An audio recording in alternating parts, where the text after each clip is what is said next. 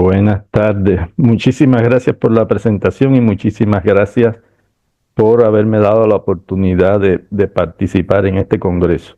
Voy a compartir mi pantalla.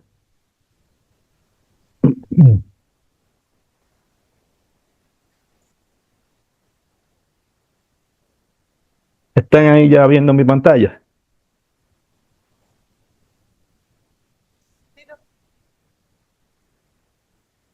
Ok.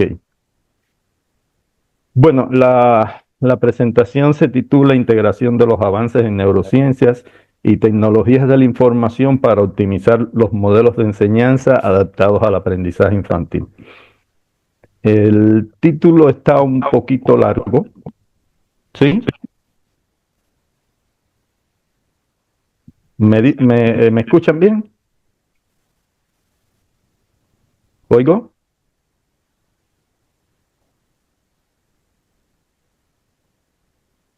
¿Oigo? ¿Me Sí, sí, escuchan? doctor. Voy Sí. a apagar el micrófono, este, solo para ahorrar un poco de pila y Ya. No, lo escuchamos perfecto. es que pensé que me estaban hablando. Ya, ok. Ok, gracias.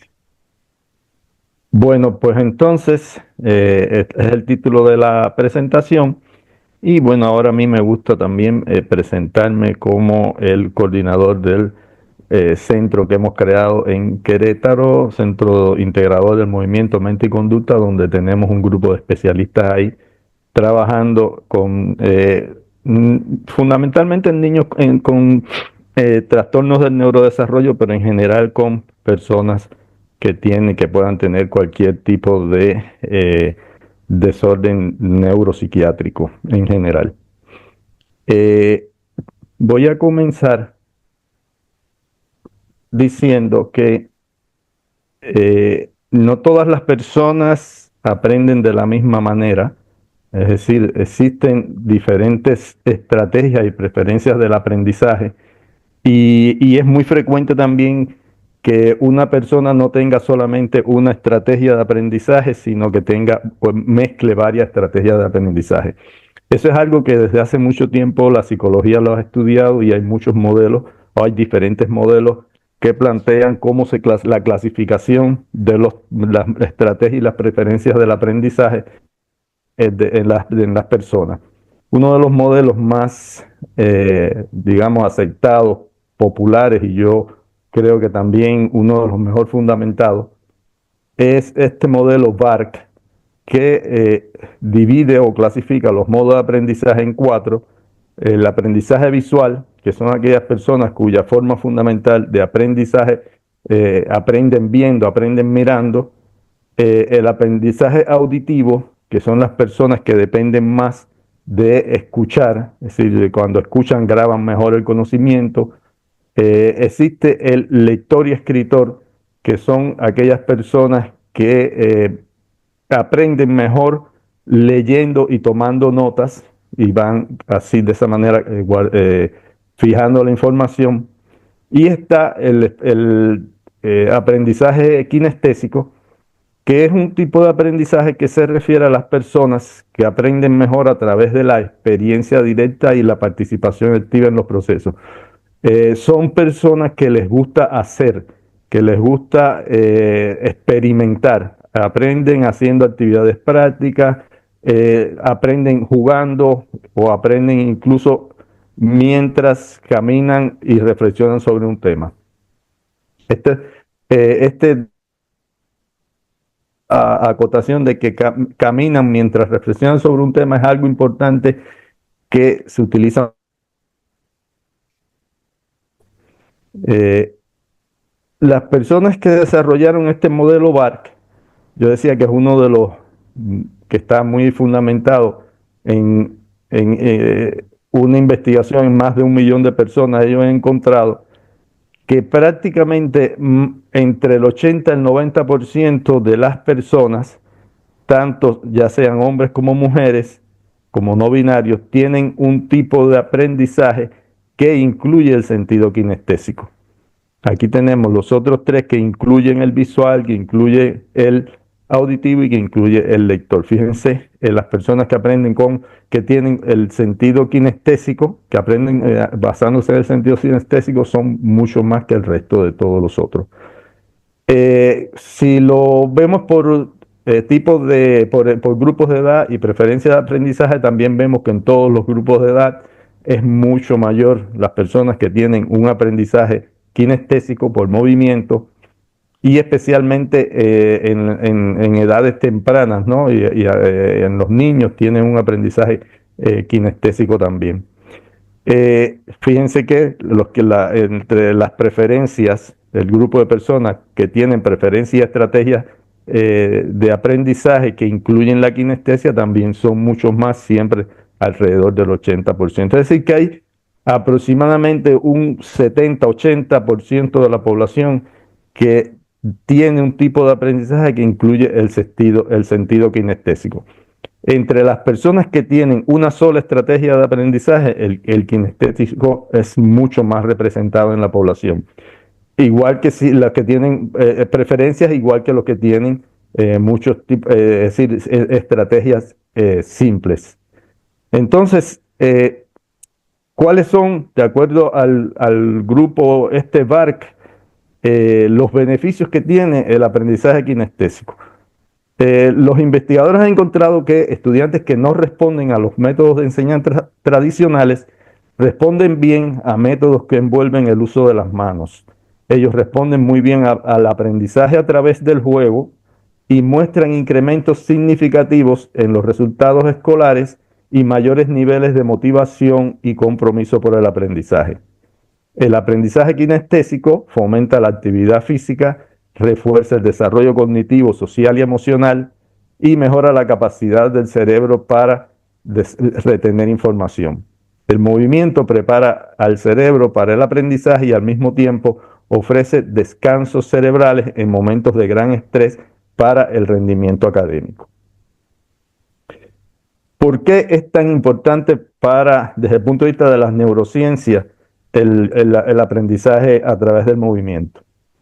El doctor Wolper, un investigador británico que ha obtenido numerosos premios por haber desarrollado teorías muy avanzadas acerca del desarrollo del cerebro humano. Él dice que el fin último de toda actividad del cerebro es generar el movimiento. Dice, yo creo que entender el movimiento es entender al cerebro completo.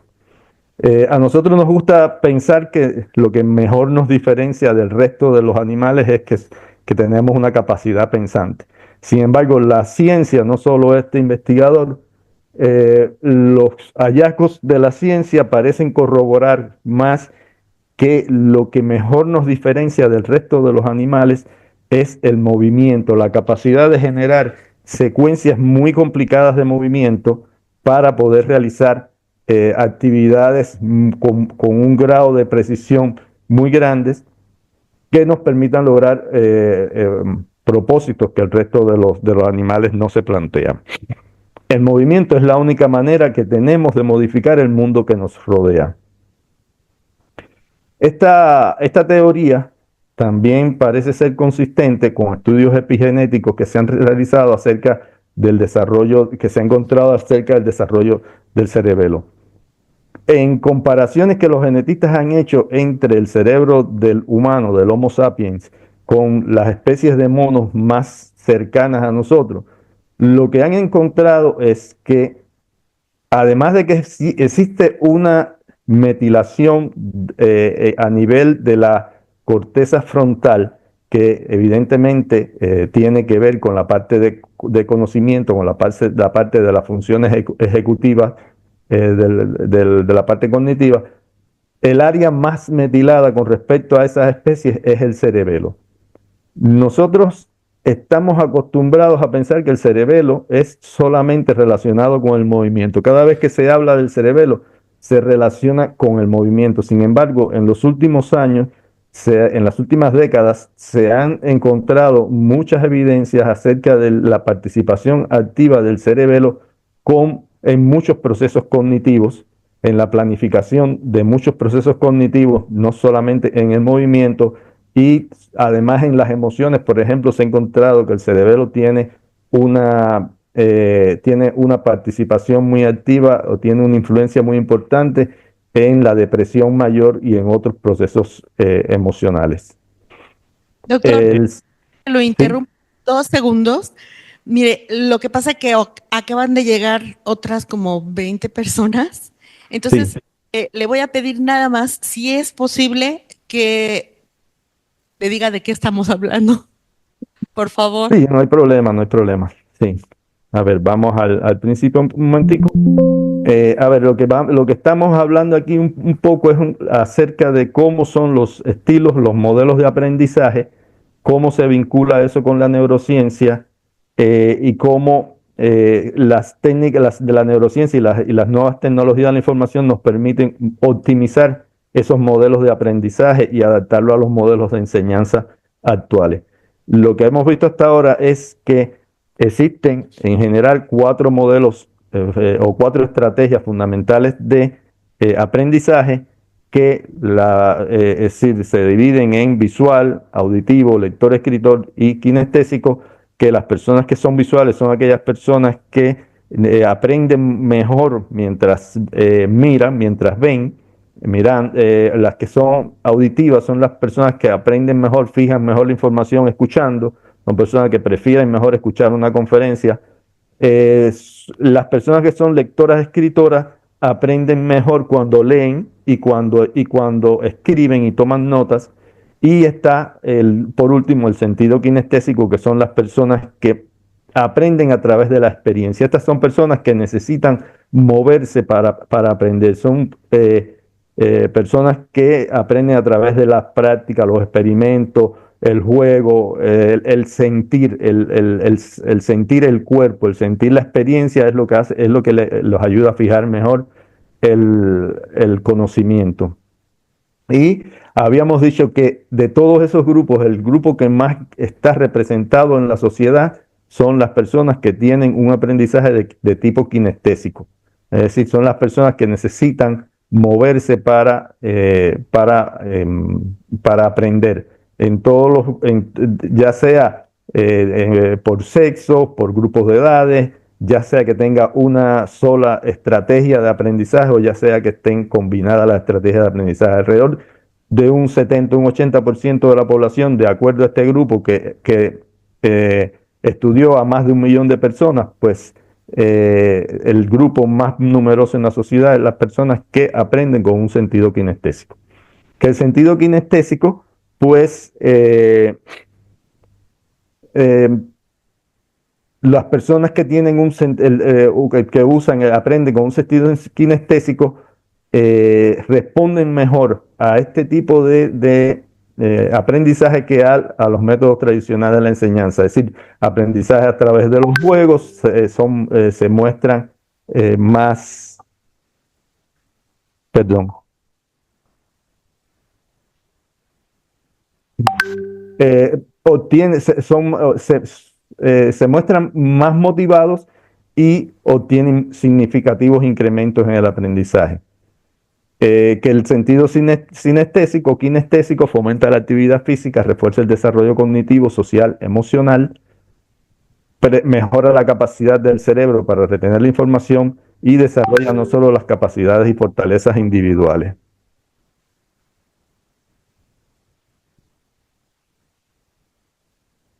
Entonces, un poquito estábamos viendo el movimiento, el aprendizaje basado en el movimiento, cómo la neurociencia puede implicarse en los procesos de aprendizaje y cómo podemos optimizar la enseñanza de las personas basándonos en estos resultados científicos. Habíamos dicho que las investigaciones científicas a dónde apuntan es que el cerebro humano has desarrollado una gran capacidad para realizar movimientos muy precisos, movimientos muy complejos que le permiten realizar acciones también muy complejas y por tanto poder lograr los objetivos que se proponen. Es decir, lo que se ha visto científicamente es que no es fundamentalmente que el cerebro del ser humano sea fundamentalmente cognitivo, ¿no? Es decir, la diferencia con el resto de los animales sea fundamentalmente cognitiva, sino más bien que toda la actividad cognitiva que ha ido desarrollando el hombre ha sido para poder generar un movimiento muy preciso, muy complejo, que nos permite hacer tareas muy complicadas y que nos permiten además modificar al mundo que nos rodea. Y estábamos viendo resultados de genética, es decir, estudios genéticos que han encontrado que entre las áreas donde hay mayor diferencia entre el hombre, la especie humana, el Homo sapiens como tal, y las especies de monos más cercanas a nosotros, pues están, por supuesto, un área frontal eh, que está muy vinculada a la parte cognitiva, pero fundamentalmente está el cerebelo, que es la que muestra las mayores diferencias funcionalmente con respecto a las especies de los primates. Eh, el cerebelo, que generalmente lo entendemos como un área que solamente se dedica al movimiento, pues se sabe en la actualidad que tiene una implicación muy grande en numerosos procesos cognitivos, que se comunica con prácticamente todas las áreas del cerebro en una comunicación bidireccional donde recibe y envía información y se forman ciclos o lazos de información para ir optimizando y mejorándolo. Y también el cerebro está envuelto en procesos emocionales como la depresión mayor yo mencionaba, y otros procesos que se han descubierto recientemente, en los cuales también el cerebro tiene una implicación muy grande. Y lo que estaba diciendo era que el cerebro, a pesar de ser esta estructura tan chiquitica, que la llamó así Leonardo da Vinci porque era una estructura pequeñita, es decir, cerebelo o cerebro pequeño, agrupa alrededor del 50 y hay quien dice que hasta el 80% de las neuronas de todo el cerebro. Diferentes autores señalan la importancia del movimiento. Por ejemplo, este artículo dice que es a través del movimiento que el niño integra los datos sensitivos sensoriales que le permiten adquirir la noción de su cuerpo y la determinación de su lateralidad, y una mejor adaptación a las exigencias de los aprendizajes escolares básicos. Así se evitan las desarmonías evolutivas de las dislexias. Él lo pone como una desarmonía evolutiva. Las disortografías, las disgrafías y de las discalculias, hoy consideradas como verdaderas epidemias escolares. Sin embargo, a pesar de todo este conocimiento que existe, lo que resulta muy llamativo es que aún existe una separación muy grande entre la mente y el cuerpo. Es decir, los doctores aún tratan por un lado el cuerpo, tratan por el otro la mente, y hay muy pocos sistemas que realmente se dediquen a estudiar al ser humano como tal. Este hecho no fuera tan grave si lo estuviera diciendo hoy yo, sino que esto lo dijo Sócrates hace 2400 años, y no todavía mantenemos esa separación entre la mente y el cuerpo en la medicina actual. Para Sócrates, ya en aquella época, él decía que no hay enfermedad del cuerpo en la que no esté incluida la mente también.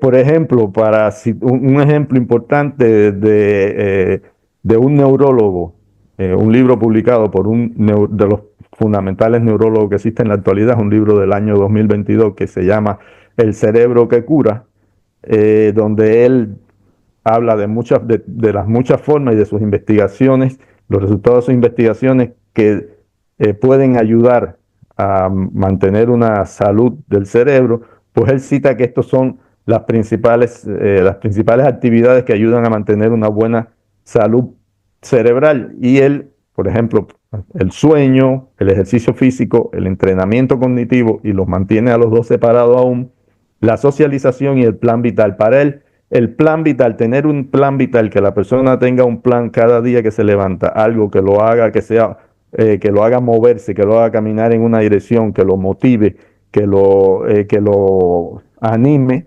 pues es la mejor forma de mantener el cerebro vivo. El hecho de que este hecho no es algo que no se conozca, este hecho, es decir, los investigadores se dan cuenta de que es ilógico que no se unan los tratamientos de la mente y del cuerpo. Y este investigador, por ejemplo, dice que, por ejemplo, pocas intervenciones han examinado los resultados de mezclar el ejercicio y el entrenamiento cognitivo en un solo programa. Un importante reto científico para los próximos años es diseñar programas de ejercicios capaces de movilizar diferentes tipos de mecanismos que subyacen a los efectos de la actividad física en el cerebro y la cognición. Es decir, uno de los mayores retos en la actualidad consiste precisamente en lograr sistemas que combinen la parte cognitiva con la parte motora.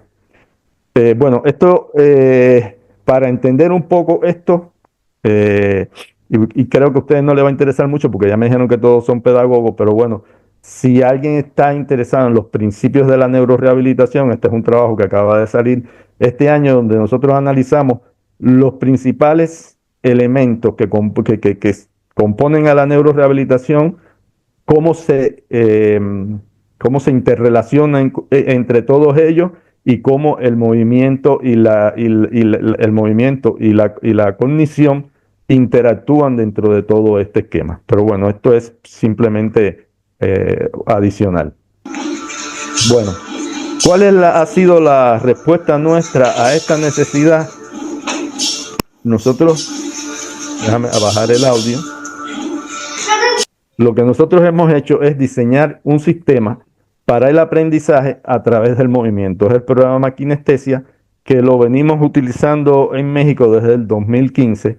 Este programa lo que se basa es en una serie de juegos que yo he diseñado para el aprendizaje. Es decir, no son juegos para el entretenimiento, son juegos que lo que llevan es un objetivo específico de estimular diferentes áreas cerebrales y que tienen que ver con la cognición y con el movimiento. Entonces, a través de utilizar, poner a los niños, a los niños en este caso, pero nosotros realmente comenzamos con un proyecto en adulto mayor, sumergiendo a la persona en un ambiente lúdico y poniéndolo a realizar actividades que les resultan atractivas, pero que están dentro de un ambiente controlado y donde uno es el que decide cuál es la próxima actividad, pues esto hace que se optimicen mucho los procesos de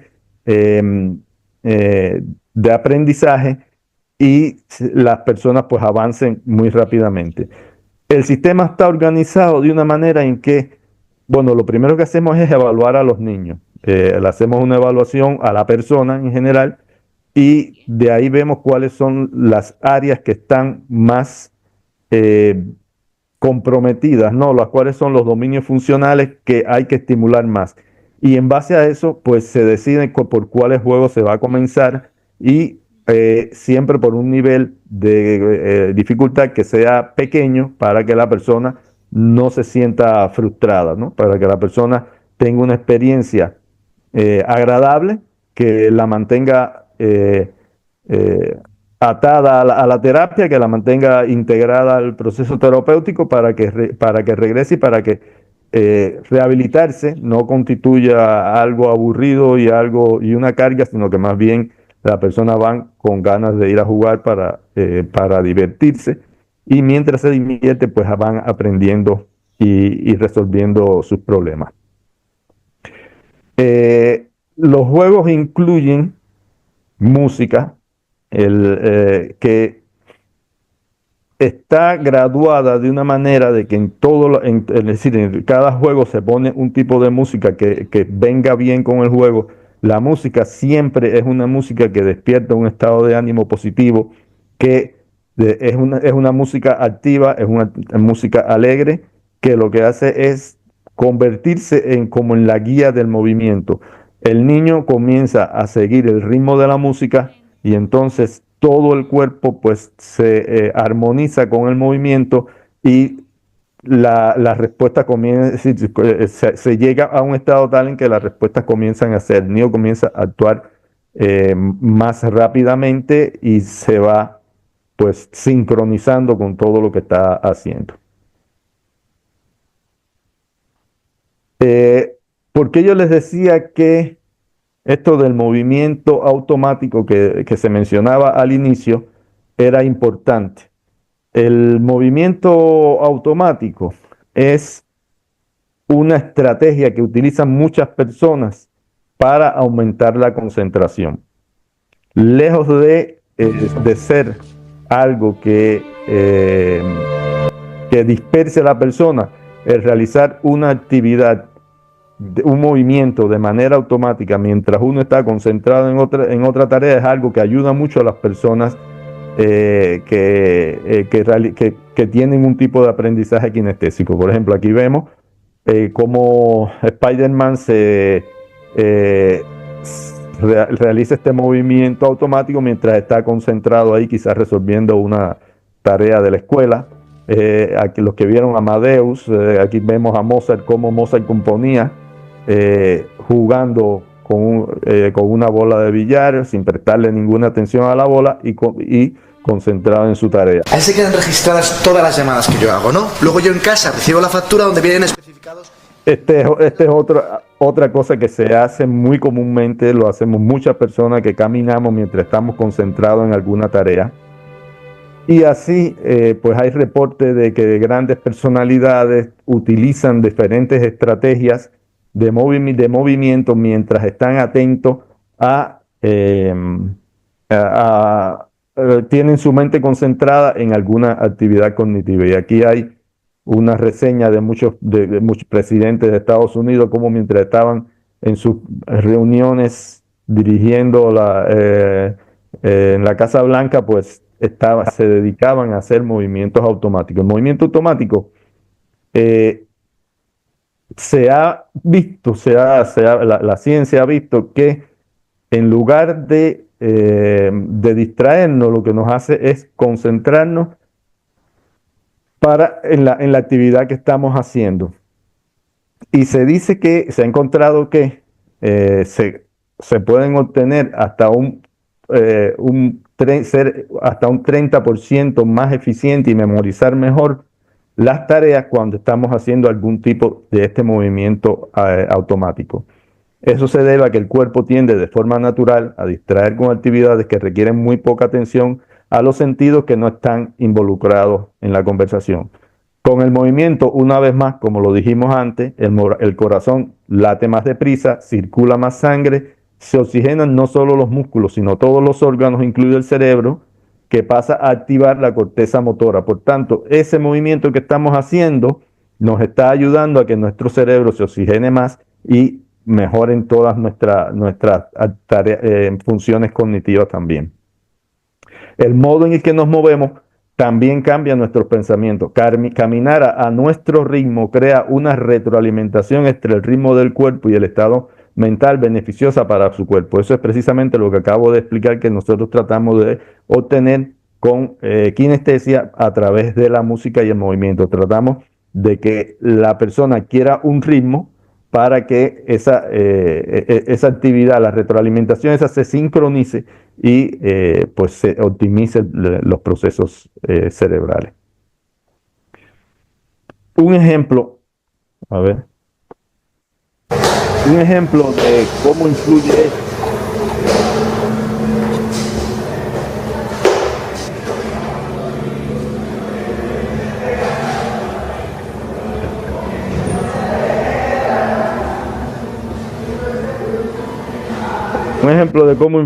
esto, el movimiento automático. Miren aquí, esta es una señora que tiene Parkinson, que ella fue a realizar la terapia y este es el primer día en que ella va. Miren el tipo de movimiento que ella tiene.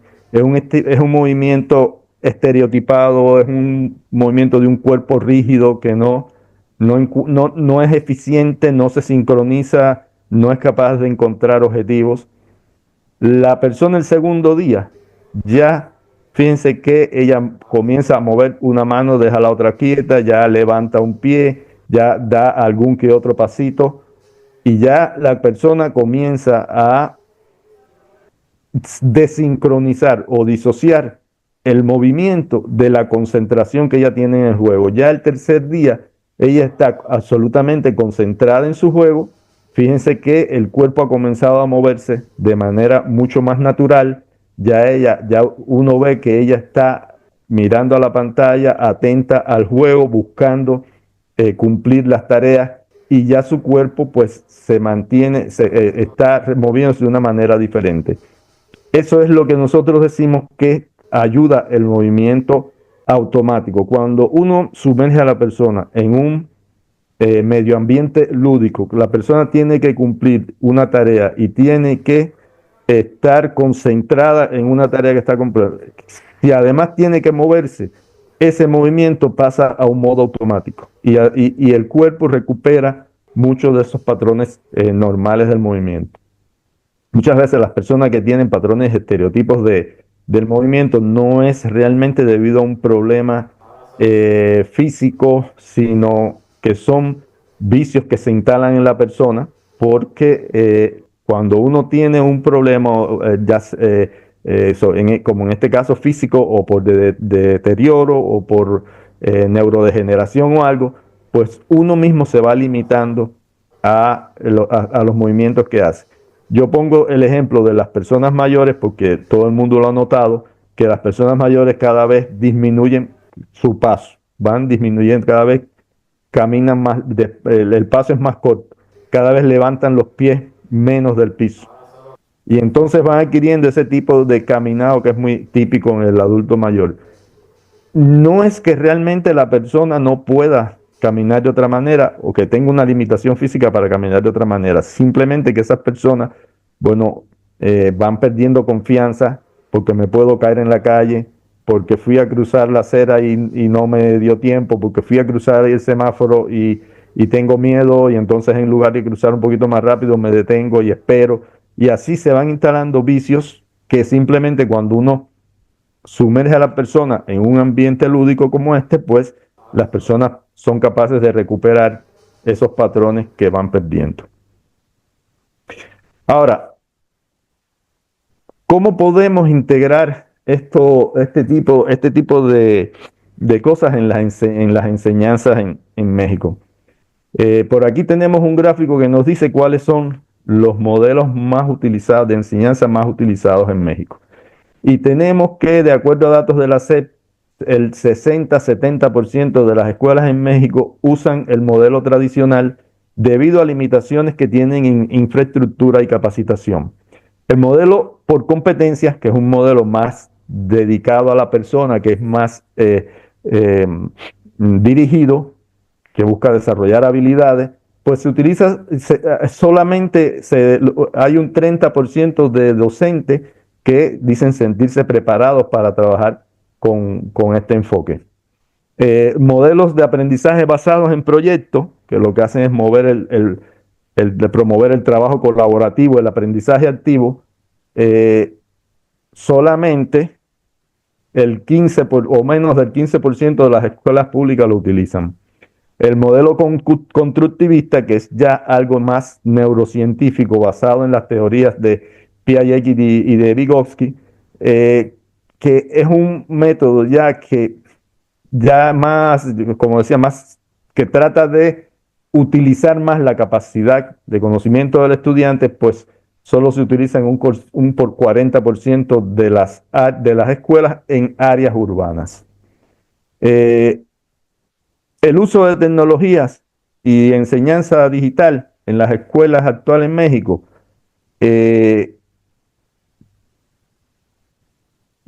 que recibió un impulso significativo durante la pandemia del COVID, porque bueno, casi todas las actividades pasaron a ser en línea.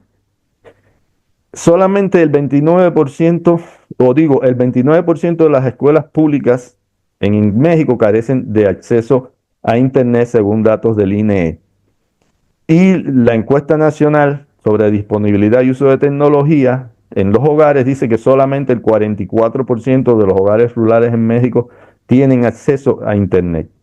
Solamente el 38% de los docentes dicen estar preparados para usar esta tecnología en la enseñanza, y si nos referimos a las escuelas rurales, pues la cifra desciende al 20%. Como ven, el panorama no es muy apropiado para el desarrollo de poder introducir todo esto de modelo de enseñanza en la escuela, en las escuelas en la enseñanza en México.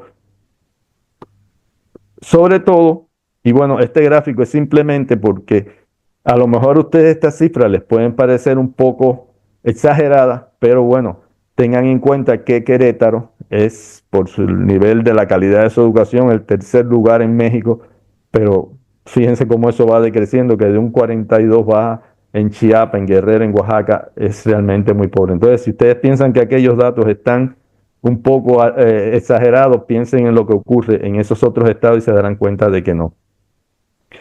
Las brechas en la educación, entre la educación pública y la privada en México también son amplias. En las escuelas públicas tenemos 30 estudiantes por profesor, mientras que en las escuelas privadas son 14 estudiantes por profesor. Y profesores completamente certificados, solamente el 32% en las escuelas públicas contra el 56% en las escuelas privadas. Desafortunadamente, el 85,6% de los estudiantes pertenecen al sector público, por tanto, el 85%, que solamente un 15% de los estudiantes de México están en estas escuelas privadas que tienen más recursos y los profesores están más preparados. Y según estos datos también, tenemos que 2 de cada estudiante en México presentan rezago educativo, cifra que en lugar de disminuir del 2018 al 2020 aumentó en un punto más. Entonces, en este contexto actual, ¿cuál es el impacto real que puede tener la inteligencia artificial en el desarrollo en el desarrollo, en el mejoramiento de la calidad de la enseñanza en México? Desde luego que es un impacto muy grande, eso no se puede negar, es imposible. Ahora está un poco limitada, puede estar un poco limitada por los problemas de infraestructura, pero con el tiempo todo esto va a ir aumentando y aumentando. La revolución que se ha provocado en los últimos años con las nuevas técnicas que se han puesto a disposición de las personas, como el ChatGPT, ha sido una cosa que no se había visto antes de ninguna manera. Al ChatGPT le ha salido ahora un competidor chino que es tan eficiente como el ChatGPT, pero que además es capaz de es capaz de explicar cómo funciona, es capaz de decirte las referencias de dónde sacó, y es 30 veces más barato que el ChatGPT. Yo sé que la mayor parte de nosotros utilizamos ChatGPT, la versión gratis, que tiene algunas, tiene un número bueno de facilidades, pero para proyectos grandes el ChatGPT resulta bastante caro, mientras que este competidor chino es además de código abierto, es decir, está libre públicamente, lo puede usar cualquiera puede crear su propio sistema, y ha sido un gran golpe para el ChatGPT. Pero ¿qué pasan con estos sistemas? Yo digo que son como el amigo complaciente. Por mucho que le queramos llamar inteligencia a esto es simplemente teoría de probabilidades. Y el ChatGPT y el DeepSeek, los dos, te van a dar siempre las respuestas que ellos creen que tú quieres escuchar. ¿Qué quiere decir esto? Te van a dar la respuesta más probable, la que más dice todo el mundo. Entonces, es decir, hay un número de respuestas probables, y ellos van a escoger siempre la que acepta la mayor parte de personas. Por eso digo que él siempre va a tratar de complacerte, él siempre te va a decir lo que él cree que es lo que tú estás esperando escuchar. Y no se puede aceptar lo que dicen estos sistemas así como así, hay que aceptarlos primero con cautela, hay que verificar muy bien toda la información que dan, estos sistemas no están bien informados de acontecimientos muy actuales. Cuando el acontecimiento es actual, ellos no te dan una respuesta, a veces ni siquiera útil. Te dan respuestas que son bastante generales y a veces ni siquiera la mejor respuesta que podían darte. Los sistemas estos de inteligencia artificial se entrenan, tienen que ser entrenados con toda la información. Según van incluyendo información, pues van adquiriendo más conocimiento y van dando respuestas más acertadas. De hecho, completamente se van actualizando se van actualizando de acuerdo a la respuesta que te dan, porque te preguntan, te piden si te gustó la respuesta, ellos ven si tú pediste una respuesta diferente y entonces, bueno, pues a esa respuesta que uno rechaza le van quitando probabilidad y cada vez la van dando menos y cada vez te van a ir dando respuestas eh, más certeras, ¿no? Dice el creador de ChatGPT que está a punto de sacar la nueva versión de ChatGPT, ChatGPT 5, que va a ser mucho mejor y que su inteligencia se va a poder comparar eh, con la de un doctor en ciencia en cualquiera de las ramas. Yo puse aquí abajo el logo de 5 porque este cerebrito que está aquí yo le pedí al ChatGPT que me lo hiciera. Yo estoy contento de no haber conocido a ChatGPT antes, ¿no? Ya que me haya sorprendido en esta etapa ya de edad avanzada, porque el ChatGPT, desde que salió, yo me voy volviendo más bruto cada vez. Yo todo se lo pregunto al ChatGPT, yo cada día pienso menos. Imagínense ustedes el impacto que va a tener eso en un niño que comienza su vida y desde que nace tiene la oportunidad de hacer eso. No van a aprender nunca porque simplemente todo buscarlo en el chat GPT. Hay que ser muy responsable con esto y tratar de que la persona que vaya a usar chat GPT pues sepa, tenga un criterio de cómo evaluar y validar responsablemente la información que está brindando. Además de que cada vez que ChatGPT te da una referencia, tienes que ir a ver si es verdad que esa referencia existe. Porque muchas veces estos sistemas se confunden cuando te dan una referencia y crean una referencia inexistente. Y entonces allá vas tú a citar la referencia y resulta que esa referencia no existía, porque mezclan información de varios lugares y te dan simplemente una respuesta errónea. Ahora, que debemos usar ChatGPT, pero si es una maravilla tener un amigo así que cada vez que tú tienes una necesidad venga a ayudarte. Yo el año pasado, por ejemplo, en la universidad de aquí tuve que evaluar a unos cuantos estudiantes su trabajo de fin de curso. Y había una muchacha que me presentó un trabajo que era escrito, que parecía que lo había escrito un doctor en ciencia, una cosa que no tenía ningún error. Y yo decía, esto no puede ser que un estudiante de una carrera escriba tan bien así. Yo pensaba, yo decía, a esta muchacha le hicieron el trabajo, ella no hizo su trabajo.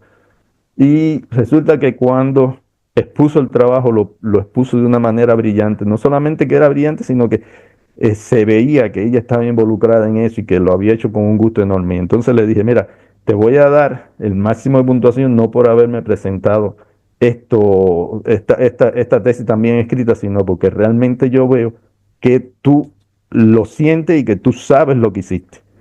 Si tú realmente eh, estás interesado en tu trabajo, tú haces tu trabajo y usas el chat GPT, pues eso no tiene nada de criticable. Si el chat GPT te escribe parte del artículo y tú eres capaz de organizarlo y que suene bonito y que tenga eh, coherencia lo que dice, entonces yo pienso que se debe promover que todo el mundo use este tipo de herramientas para aprender. Yo pienso que son herramientas muy valiosas, que no solamente para quitarnos trabajo, sino que primero nos resumen casi todo lo que existe sobre un tema en cuestión de minutos o de segundos, que uno simplemente tiene que ir pidiéndole más, diciéndole esto no, esto sí, aquí, interactuando con ellos para que cada vez se vayan optimizando más las respuestas y obtener realmente al final un trabajo muy bueno. Yo estaba leyendo un trabajo del TEC de Monterrey, que ellos, es un trabajo que está muy bueno, está bastante largo, analizan muchas cosas, ¿no? Y entre las cosas que analizan de las tendencias actuales educativas, analizan el impacto de la neurociencia en el proceso educativo, y ellos dicen que actualmente se encuentra en etapa de experimentación el proyecto Análisis de Emociones. Mediante inteligencia artificial se analizan las expresiones faciales de los estudiantes en busca de factores clave para reconocer las emociones humanas. Una de las características de este proyecto es ofrecer un tablero al profesor con la información de cada alumno y del grupo en general, misma que le permite que en tiempo real reenfocar la instrucción para tener el impacto deseado en la dinámica de su clase. El error aquí consiste en pensar que eso es posible ahora. Este programa yo lo hice en el 2013, todavía vivía yo en Cuba, y lo utilizamos en un hospital de neurorehabilitación como entrenamiento en logopedia. Eran dos programas, uno que entrenaba la voz y el otro que entrenaba los gestos y las expresiones. Y lo que quiero mencionar es que estas técnicas, que la gente la está descubriendo ahora, están desde el año 2009 al menos. Yo sé que estas técnicas existen así como ya se usaban en el 2013. Esto sin duda es una ayuda tremenda para los problemas del habla, del lenguaje, la pronunciación, los gestos, para la rehabilitación, por ejemplo, de personas que han sufrido ictus, accidentes, daño agudo del cerebro. Nosotros en el grupo nuestro tenemos la idea, siempre llevamos ya varios años con la idea de que queremos hacer una escuelita basada en estos principios que nosotros trabajamos. Y una de las ideas que yo he tenido siempre es precisamente eso, tener computadoras ubicadas en distintos lugares de la escuela, donde la computadora esté mirando al niño, evaluándolo por su gesto, por su expresión, por su postura, por su modo de moverse, y que pueda detectar cosas que el niño, decir, cosas que no sean típicas de su comportamiento diario. Que la computadora pueda, por ejemplo, jugar con el niño, preguntarle, cambiarle su estado de ánimo, su estado de humor, y que pueda también mandar reportes de alerta en casos en que considere esto es algo que yo considero que es como el próximo paso de la educación, que nosotros hasta ahora no lo hemos podido hacer porque no hemos encontrado a nadie que nos financie, pero que si no somos nosotros, alguien lo va a hacer, porque es lo que ya se ve que viene, y va a ser un paso muy grande en el desarrollo de la educación.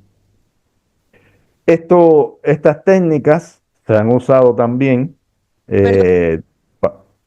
Disculpe, ¿Oigo? ¿Sí? ¿podría concluir? Ok. Sí, ya está Bueno, justo me, al que- tiempo, me pero quedaban, bueno, vamos a irnos al final. Déjame irme al final. Ok. Bueno, tenía varias cosas aquí, pero bueno, ¿verdad? Vamos a irnos al final, miren. No te salgas. ¿Qué es cuál es el mensaje final No te salgas.